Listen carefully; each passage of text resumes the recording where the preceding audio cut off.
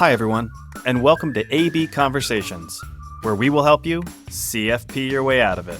A podcast where you get into the minds of a couple certified financial planners on how we think and feel about everyday financial planning questions and what should really matter most to you. A healthier financial life starts now. Hi, Adam.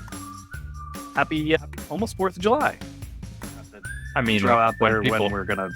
I was going to say, when people are We're gonna listening be- to this, it'll be well past it. well into the second half of the year. Time is flying by. That's usually the case, but no shortage of wonderful things for you and I to be discussing. True. So today could be a little heavier on the spectrum of topics that we talk about, but I think those that listen to us frequently would know that we typically lean into things that are happening in our financial planning lives. Yeah. And right now, as planners, we've been sadly dealing with helping our clients settle estates for their loved ones. So they're in that role of executor or executrix. And we just want to speak to people that are in that position, or better yet, know they may be in that position in the future. Because when it comes to settling an estate, there are things that we'll talk about today that hopefully take what could be a really emotional time and a time of stress. Like, these things can feel complicated, they can feel cumbersome. What can they do on the front end to maybe help make that lift a little bit lighter during a very difficult time? Yeah, it's interesting. Like you just said, usually it's a very emotional time period. And then to be saddled with the task of helping settle your loved one's estate on top of your own grieving and mourning can be an extremely difficult thing to deal with. And as you said, what we would consider a simple estate settlement process is still a process. There are still going to be steps to go through. You still need to have some level of organization. Odds are you'll run into hurdles. You'll run into issues depending on how many different institutions you need to communicate with. At some point, in our experience, somebody somewhere along the way may drop the ball for you that now you need to circle back with an institution and get updated information. So even in the best case scenario, it can be a bit of a slog. So to your point, our hope today is to try to give maybe some of those pitfalls, maybe give some of those tips and tricks on, here are things that you can try to work ahead on to make your future life as the executor a little bit easier. Some of those may be different hurdles, right? And we'll get into some of the details, but dealing with we'll give the scenario we've seen a lot recently, which is clients or prospects helping their parents. Either their parents are aging, maybe health is declining, or their parents have recently passed and now they are tasked with settling this estate. But a lot of that proactive planning work while your parents are still living can often be awkward conversations at best. Tough communications, for sure. Yeah. So we'll try to set the framework on things people can think ahead on if they know they're going to be the executor or the executrix. Again, just try to make that estate settlement process as smooth as possible. So if that's the goal, then my mind is we should probably start with kind of defining the things that go into estate settlement. And when we say it could feel complicated or cumbersome, what do we really mean by that? Just think logistics of property, of ownership of things. We accumulate so much stuff. And if, anybody out there listening think of yourself as, if I had to pack up everything in my house and move right now, like how daunting that might feel. When somebody passes away, especially after the second death, and now you've got a child, it's probably 80, could be 90 years worth of mom and dad's stuff. It's going to take time. It's going to take effort. Yeah. That in itself can feel really cumbersome and complicated right off the bat. And that's not even bringing up some of the financial stuff. So to expand on that, it's thinking of physical property, not necessarily things, but I'll say the larger pieces of property, second homes, vacation properties, vehicles, family heirloom, jewelry, things that often do get listed in people's wills as I want this person in my family to get this item. That is all well and good. But yeah, that doesn't necessarily capture the rest. All of the things that are just people's belongings that aren't going to get willed to the next of kin. That in and of itself, we've heard the horror stories of, I'll say, the adult children helping their parents after the fact. You said the word cumbersome. I think that's probably the best way to put it. It's a process to go through. So maybe this is maybe jumping ahead, but having the proactive conversation with your loved one in advance to just, again, get some clarity on if there are specific people you would want specific items to go to, let's document that in advance. If there are things that, husband predeceased the wife by a decade, but she didn't go through the process of going through any of his things, she has now passed, and now their children are going through both of their parents' belongings, to your point, 80 years worth of stuff. Getting ahead of some of that, again, that's somewhat the awkward conversation. I don't even know how to suggest having a conversation like that, but thank you for sharing that. That is the awareness that at some point these things will have to happen. And I would like to believe that if there is someone there, whether it's a child, grandchild, sibling, whomever it is, bring awareness to it that I would want to know, well, what did mom and dad, what would they have really wanted here instead of avoiding the conversation? I'm going to piggyback on your comment. It's of course that way with a lot of financial stuff too. Everything needs to be settled, right? Everything needs to be put in its place and it needs to be moved to a new place. So I think you and I have a lot of experiences. We had one last week. Her husband had passed away. I think it was close to 14 years ago. She's not sure what was settled or was not. And there's literally a grocery bag of statements, documents, and that's not passing any judgment whatsoever. Right. But not a great understanding.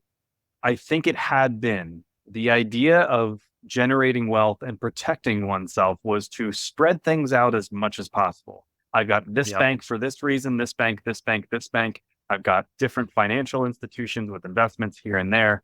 Grandkids had accounts, Christmas funds, like who knows? The laundry list. Yeah. When we are saying, hey, now it's the executor's job to settle this estate, every single one of those accounts has to be accounted for. We need date of death values. We need to find beneficiaries if there are some. We are going to do paperwork over and over and over again. And by the way, all these institutions may have a different process to do that. I'm overwhelmed just saying all of that. Yeah. And so that is a great example of where we see the biggest impact just from a processing standpoint for the executor, where, there may be beneficiaries listed on all these financial accounts. That certainly is better than not having any beneficiaries listed on an account, but there is still a process to go through. Each institution is going to have their own paperwork, their own process to go through. You spread that out over 5, 6, 10 different organizations. That's probably the extreme. But then you throw in multiple beneficiaries, you could be having to do dozens of packets of paperwork to settle accounts that could have, or maybe in our opinion, should have been consolidated. So that old school thinking of, I'm going to put all my eggs in all these different baskets along the way is great, but it can lead to a much more cumbersome and complicated process. Later in life, you could make the argument to try to streamline that, try to simplify. And I know anybody who listens to us knows that simplification is a huge philosophy of ours. If you can make things simpler, not only for yourself, but for your next generation, there's probably a lot of merit to that. And we could go even more granular now. I'm kind of thinking off the cuff here, but when I think back to property and bills and things that go on around the house, all of that stuff has to be shut off. Like income streams have to be shut off. Automatic payments, if there were, maybe that's good, maybe that's bad, but like, how did mom and dad pay for this stuff? Is it auto paid? Is it not? How do I got to contact all these institutions? the more that can be known on the front end, maybe it's just to, again, prepare oneself for this. Yeah. But there certainly could be then a conversation on like, how can we streamline some of this so that when that day comes, and for some people, it's not, they passed away. In some of these cases, we were dealing with clients whose parents now have unfortunately lost the mental capacity to handle this themselves. Right. So now they were thrust into this while this person's still alive. And, maybe there's a whole nother set. I'm sure there's a whole nother set of emotions with that. But in some ways, maybe they learned a little bit about what mom and dad had going on at that time. But in the absence of that, there may not be that opportunity to know. So maybe encourage mom and dad to start jotting these things down, or, create some space and time. Hey, how do you handle these things that if I need to do that for you, I understand how you want to handle it. Yeah, and we're obviously speaking from experience. We see this stuff on a very regular basis.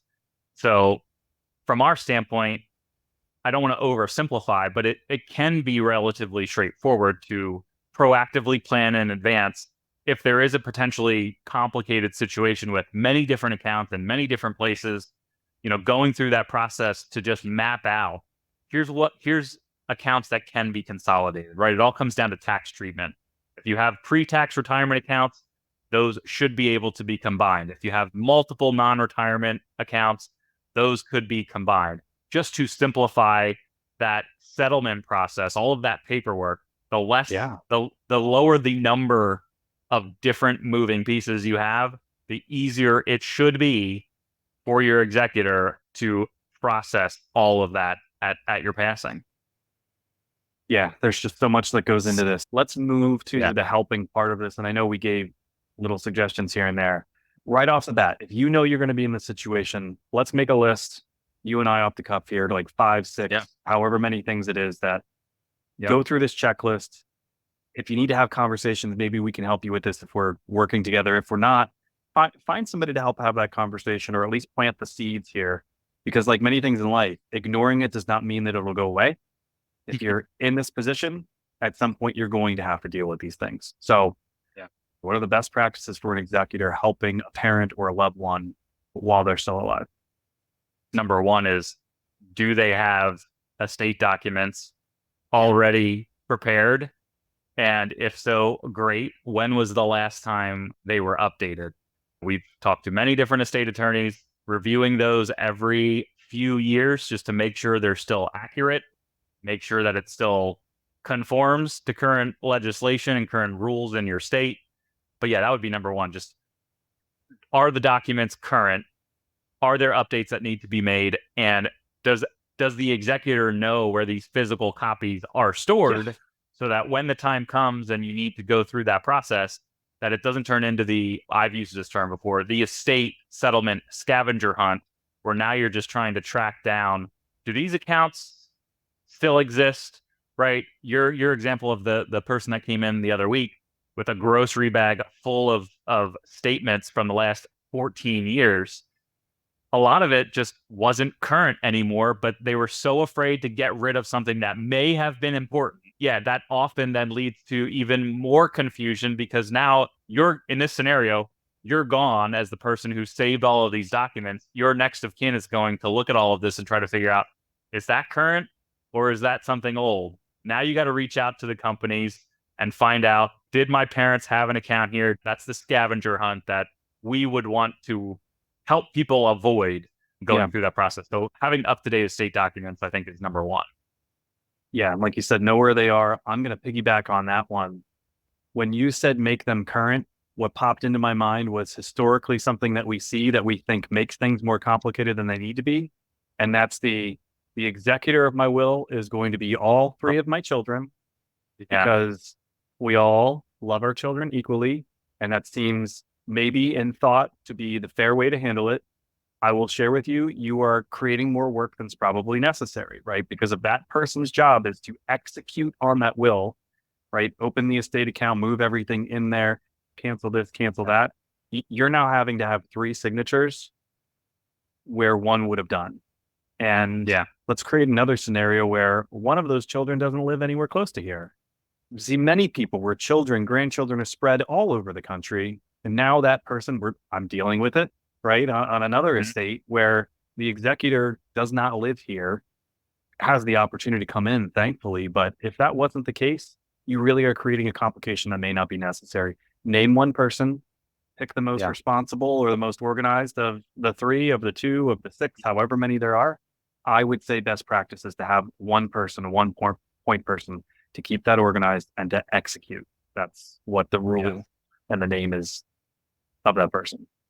Yeah. And I know it's written into so many different documents, but of course you would want to have a backup that, God forbid, something happened to that person before you, or push comes to shove in the moment, that person can say, I don't want to do this job. You should have a backup name. But backup is very different than naming multiple in the first place, to your point. Simplify that part of the process. Name one person just so that it's crystal clear who needs to take charge, execute on that process. So another thing I'll add is similar to the make sure your estate documents are updated, is on your financial accounts, make sure your beneficiaries, number one, do you have beneficiaries listed on your financial accounts, your investment accounts? And number two, are they still accurate? Do you need to make updates there? Those are very simple things to change and update in real time, because once you're gone, that is set in stone. You're not going back and changing that. If you didn't update to add, I don't know, new grandchild, if you were listing, grandchildren on an account, or you had an ex-spouse listed as your primary beneficiary and you never updated it. We've heard that horror story. We've seen it. Just things like that. Make sure you have beneficiaries listed. Make sure they're still accurate. Again, similar to the vein of your estate documents. And if somebody got married, name updates. Yeah. I'm dealing with one of those right now. Now there needs to be like these name change forms. And now there's extra steps to this estate settlement process because you have to prove you're the same person. Maybe move a little bit from some of what we'd call those fundamental things to strategic things. I know we talked about the idea of consolidation a little bit before, right? That's just going to reduce the amount of work that needs to go on the back end. But if mom or dad, survivor, I keep using the example of, a child is helping surviving parent. If they seem to be, or you could assess, or even better, if you have a financial planner, assess that they are in a stable financial position, let's have conversations about gifting. Let's have conversations about how estate taxes work and how income taxes will work for whoever's going to be the beneficiary of that account, because there certainly are things that we could talk about doing to not only make the workload of the estate less, but try to make it more efficient from our standpoint of financial planning, the family wealth going from one generation to the next. There's absolutely space for those conversations. And I don't know, maybe you have other thoughts on federal or estate taxes. Yeah, I'll try not to get too deep in the weeds, but yeah, I think that's a really good one. I think for most people, they're not going to hit that federal estate tax threshold. That exemption right now is 13.6 million or 13.61, something like that. So if you pass away with less than 13.6 million, you're not going to pay any federal estate taxes. Now that's, again, try to stay high level. That is potentially going to change in 2026, depending on the next election, depending on change of legislation. Those rules are set to potentially change. In the state of Pennsylvania, where we are, there is no exemption on the size of your estate before Pennsylvania starts to take their share of that inheritance. So for direct heirs of your children, essentially, or grandchildren, it's 4.5%. So you pass away with $1 million, and that's going to get spread out to your direct heirs.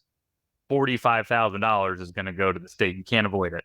It increases if you go beyond that, I'll say the direct lineage. So if you're giving to siblings, it's 12%. Anybody else is I think it's 14.5%, or maybe it's 15%, but it's in that range, 14% if you're giving to anybody else that the state is going to get. So to your point, if it is later in life and you're working with a planner and there's a very good feeling that this person is not going to outlive their savings, it's a good idea to start to distribute, gift while you're living. And that can be for many different reasons. See the benefit of that gift while you're living. We've heard that so many different times, and it's strongly encouraged. But then you start to shrink that size of your taxable estate. Again, while you're living, get some of that money out of your estate just to make things more efficient moving forward. Yeah, I love that so much. I think where there are those opportunities, it just takes good communication. If there's a good communication with an estate attorney, with a tax preparer, and with somebody like us, there really can be a lot more strategy that would probably go way deeper than where we are today. But the one other thing of best practices I want to float out there and see what you have to say about this too, because of estate tax limits, and again, who knows where rules go? We can go back 20 years and the threshold of 13.6 million was like $1 million or 2 million.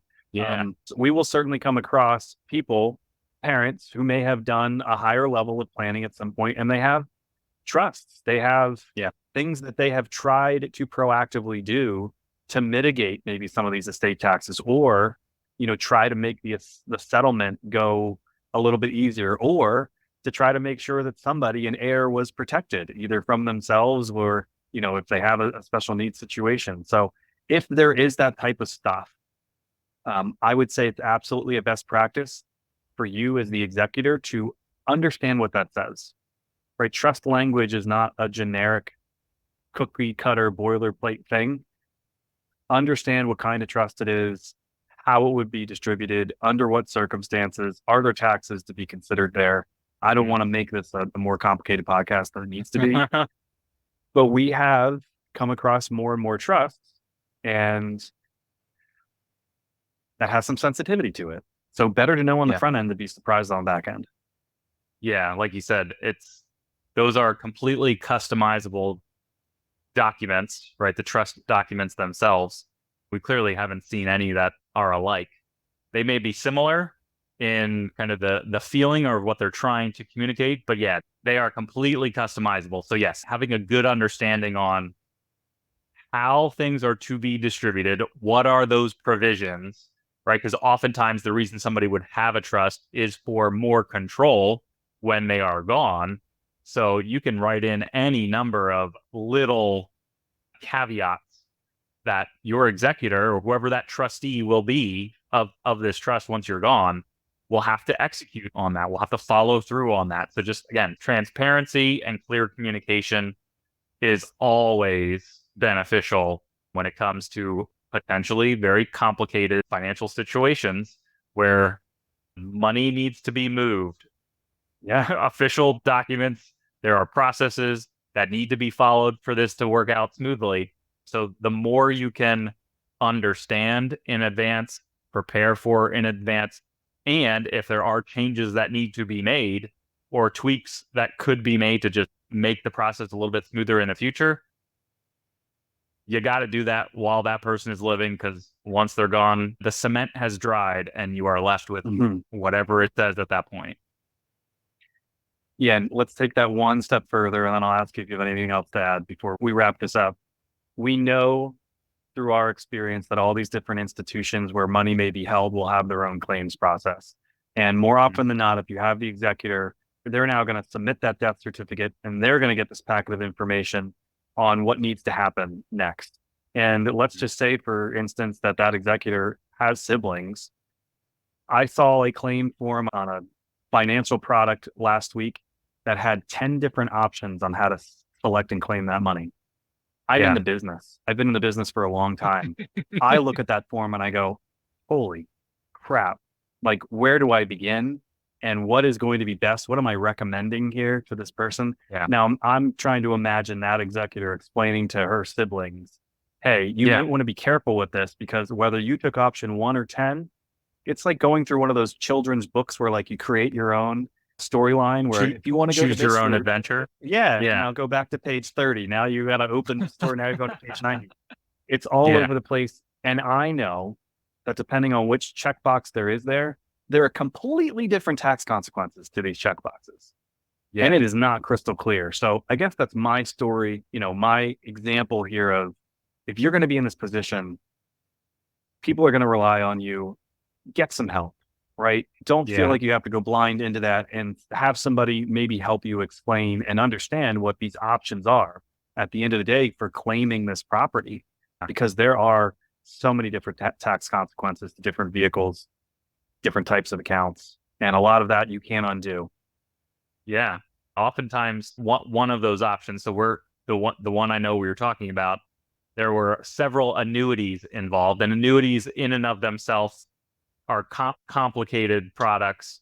But when it comes to the estate settlement side of things, that list of options, usually that first one is lump sum, and that's the simplest, right? Just send me the check, and then I'll deal with it from there. I don't have to do anything else. They're going to send me a check. But that can have the unintended consequence of now that's going to potentially trigger depending on the size of the account, that can trigger a sizable tax bill that you may or may not be prepared for based on your situation.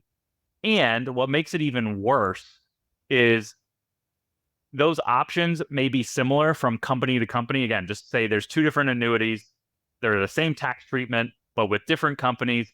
All those options in theory may be the same, but they may all use slightly different verbiage to explain the different options. So even just comparing form to form, it's, again, you said it. We've been in this business quite a while. We've seen a lot of these forms, but even there are at times where we have to call the company and ask very pointed questions just to make sure, to avoid those unintended consequences, that it's not just easy to say, well, I chose this option on this form, let me just replicate it over here, when they use different terminology and it just gets extremely confusing. So for somebody who does not live and breathe everything financial planning and investments and paperwork, I can only imagine how overwhelming that can be in the moment and having to deal with all of that at the same time that you're probably grieving a loss of a loved one as well.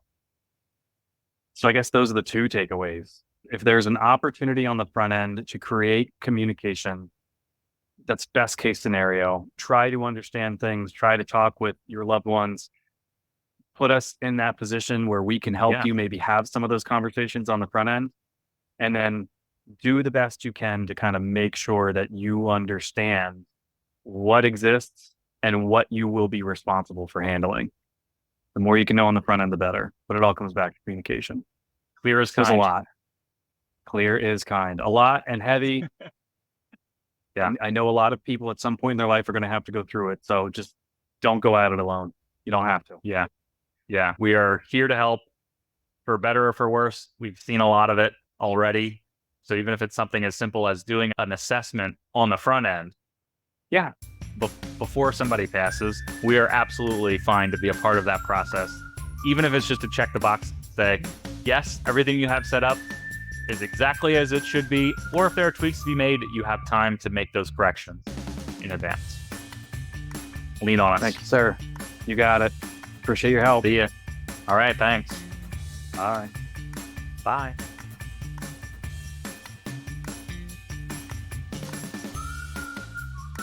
Hey everyone, Adam and I really appreciate you tuning in. Please note that the opinions we voiced in the show are for general information only and are not intended to provide specific recommendations for any individual. To determine which strategies or investments may be most appropriate for you, consult with your attorney, your accountant, and financial advisor or tax advisor prior to making any decisions or investing. Thanks for listening.